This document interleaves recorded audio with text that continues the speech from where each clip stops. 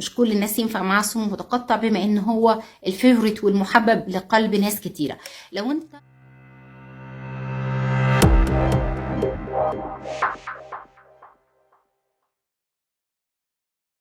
تعالى اقول لك مين الناس اللي ما ينفعش معاهم الصوم المتقطع.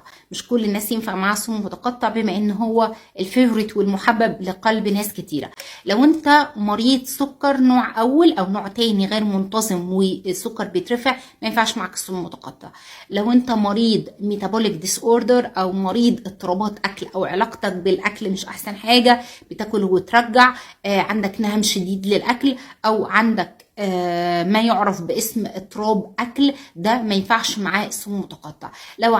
لو حد عنده اضطرابات في النوم او عمل الصوم المتقطع ولقي نومه مش مظبوط، ما يعملش صيام متقطع. لو انت بعد 1000 شهر مريض كانسر او بتاخد اي ادويه من ادويات الكانسر او الصرع، ممنوع معاك الصوم المتقطع.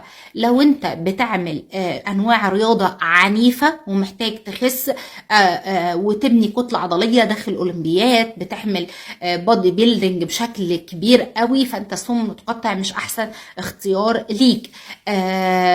لو انت عملت الصوم متقطع ولقيته بيؤدي لكسلك وخمولك ومش مركز او فاقد لتركيز او زود معاك فقدان الذاكره او بدأت تنسى حاجات كتير مع استخدام الصوم المتقطع، ما ينفعش معاك الصوم المتقطع. لو انت مريض كبد وانزيمات الكبد بتعلى بشكل كبير، الصوم المتقطع مش احسن اختيار ليك.